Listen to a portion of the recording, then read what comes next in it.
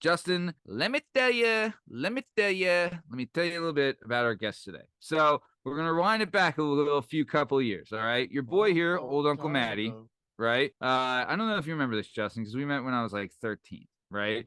But I'll tell you this, your boy, old Uncle Matty, wasn't the easiest guy to like coming up. I'll tell you that right now. No. Had some issues, had, confidence issues, big time attention seeker, could be very annoying, right?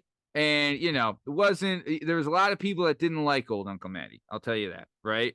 And I feel like in Catholic school, which is where I went, it was any type of masculinity or male camaraderie was kind of frowned upon. And I feel like being like catty or, like a stooge kind of was more, that was better accepted, or like idolizing or, being like a teacher's pet was like what, that's what got you brownie points with the teachers, right? Which is the wrong thing.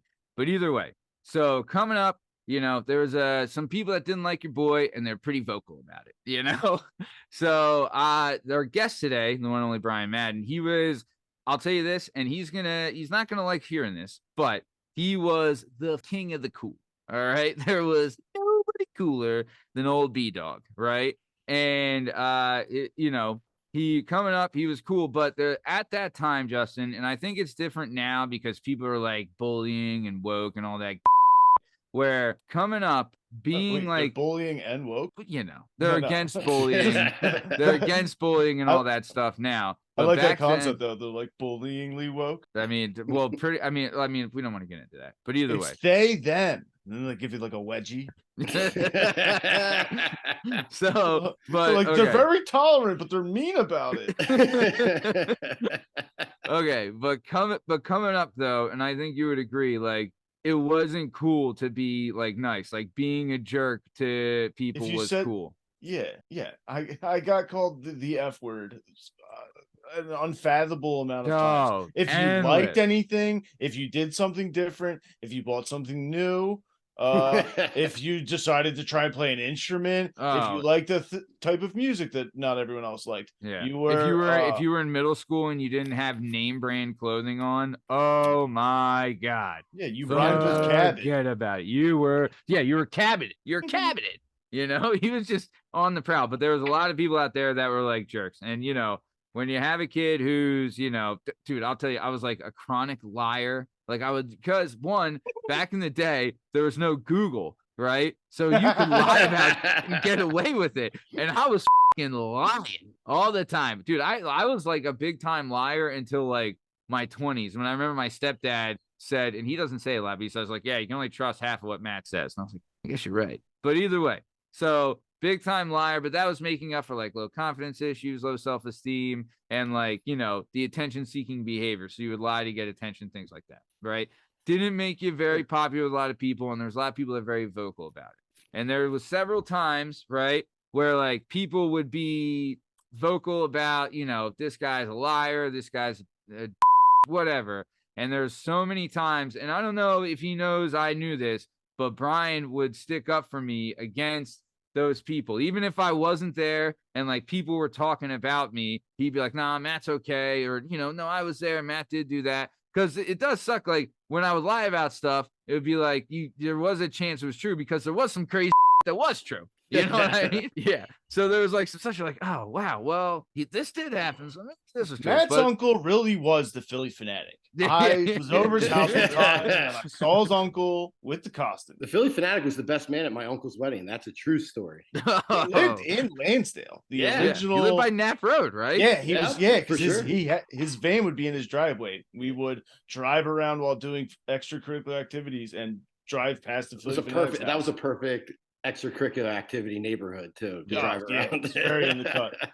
Big time. So, but either way, so I feel like at that age when being like a jerk and like picking on, kids to make in front of girls to look cool was like the popular thing. It took a lot of courage and a lot of integrity to stand up for someone who was a known liar and, kind of a dick, right? Yeah, so You're like family. You're like family to me, though, man. Hey, right back at you, brother. But I'm saying it takes a lot. But at that age, it just shows the kind of person like there's no, I'll tell you, Brian was the coolest. He is the coolest. But back then it was like he really didn't have to do anything to be the coolest. But back then, right, it was like, if popularity is such, like, especially in Catholic school, I think popularity is more of like a thing than in public school. For sure. But in Catholic school, popularity is such a big thing. So much smaller.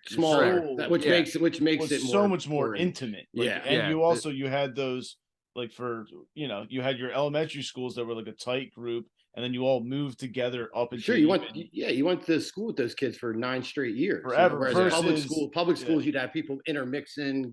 Yeah, for sure. And it'd be the public schools would almost quadruple every year. Dude, think about this. Me and Brian were in second grade. We were in the same class. Third grade, like, there was 3 different classes in one grade, right? But you were with the same people. If you were in the same class with someone, you were with them for 8 hours a day. Yep. Right. So me and Brian were together for 8 hours a day for second grade, third grade, 5th grade, 7th grade, and 8th grade.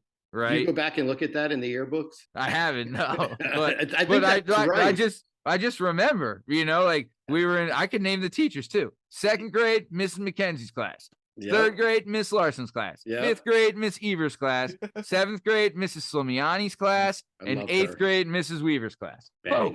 You were absolutely right. And plus, your last name was L and M was M, so I sat right behind you. Right. So we were all alphabetically, we were always next to each other. Correct. Right.